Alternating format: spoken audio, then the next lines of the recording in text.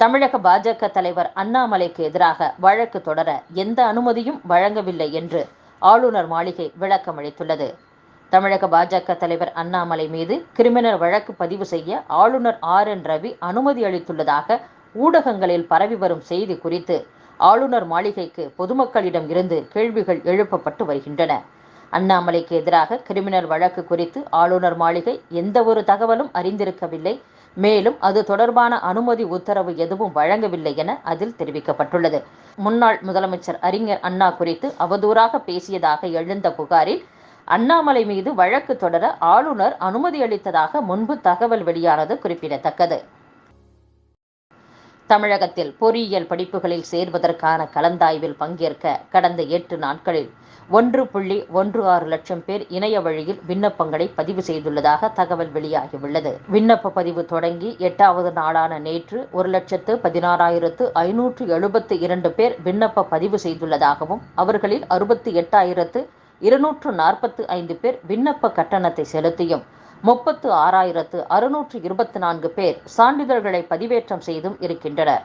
விண்ணப்பிப்பதற்கான கடைசி நாள் ஜூன் 6ஆம் தேதி ஆகும். அரசு பேருந்துகளில் குழந்தைகளுக்கான கட்டணமில்லா பயணம் தொடர்பான புகார்களுக்கு இடமளிக்காத வண்ணம் செயல்பட வேண்டும் என்று நடத்துனர்களுக்கு போக்குவரத்து கழகம் அறிவுறுத்தியுள்ளது.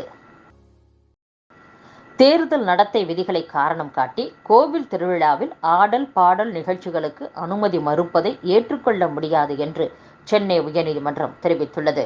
விழுப்புரம் மாவட்டம் மேல்மலையனூர் தாலுகா பழைய மரக்காணம் கிராமத்தில் உள்ள மாரியம்மன் கோவில் கூழ்வார்த்தல் திருவிழாவை முன்னிட்டு மே 18ஆம் தேதி ஆடல் பாடல் நிகழ்ச்சி நடத்த அனுமதி அளிக்க கோரி வளத்தி காவல் நிலையத்தில் விண்ணப்பம் அளிக்கப்பட்டது குறிப்பிடத்தக்கது.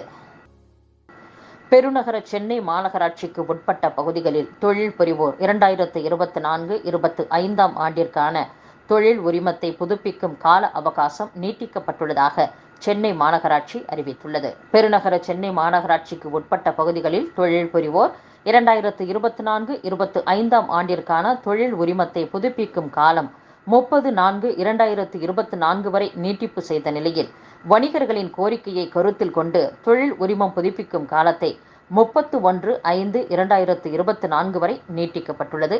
இந்த வாய்ப்பை வணிகர்கள் பயன்படுத்தி தொழில் உரிமத்தை புதுப்பித்து பயனடையுமாறு கேட்டுக்கொள்ளப்படுகிறார்கள் என்றும் தெரிவிக்கப்பட்டுள்ளது. மத்திய தொழில் பாதுகாப்பு படை DIG-யாக தமிழக காவல்துறையைச் சேர்ந்த DIG R. பொன்னி நியமிக்கப்பட்டுள்ளார். தமிழக காவல்துறையில் DIG-யாக பணிபுரிந்து வரும் பொன்னி மத்திய அரசு பணிக்கு செல்வதற்கு விருப்பம் தெரிவித்தார். இதையடுத்து அயல் பணியாக மத்திய அரசு பணியில் பணியாற்றுவதற்கு பொன்னியை தமிழக அரசு மத்திய உள்துறை அமைச்சகத்திற்கு பரிந்துரை செய்தது. அதன் அடிப்படையில் மத்திய உள்துறை அமைச்சகம் பொன்னியின் விண்ணப்பத்தை பரிசீலனை செய்து அவரை மத்திய தொழில் பாதுகாப்பு படை DIG-யாக நியமித்து உத்தரவிட்டது. தற்போது மக்களவைத் தேர்தல் நடைபெறுவதால் தேர்தல் நடைமுறைகளை பின்பற்றி அவர் புதிய பொறுப்பை ஏற்க வேண்டும் என்றும் அறிவுறுத்தப்பட்டுள்ளது.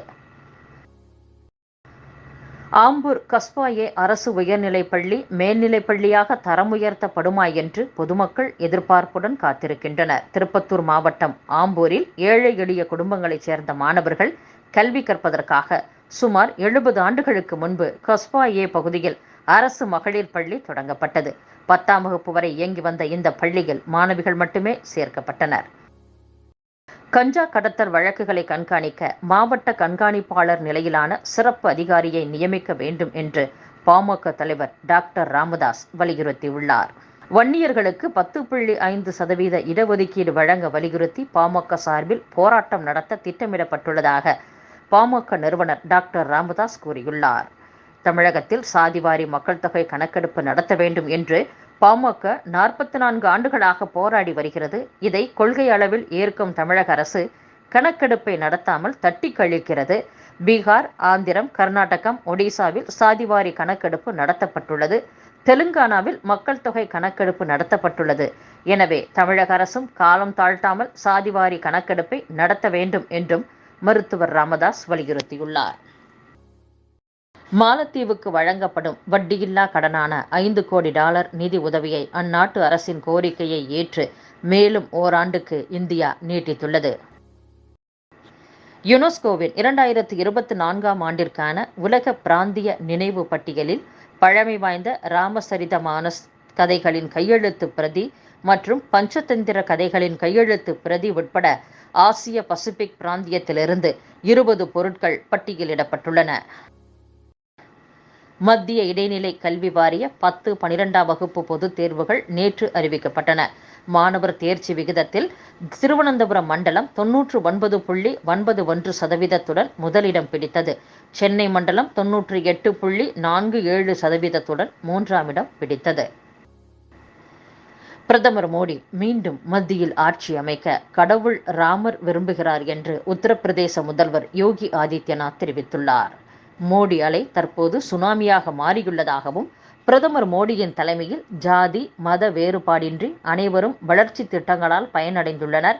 எங்கள் அன்புக்குரிய கடவுள் ராமரும் தனது தீவிர பக்தர் மோடி மீண்டும் ஆட்சியமைக்க விரும்புகிறார் என்றும், காங்கிரஸ் மற்றும் சமாஜ்வாதி கட்சிகளுக்கு ஊழல்தான் வரலாறு, ஆனால் அவர்கள் எங்களை குறை கூறி வருகின்றனர்.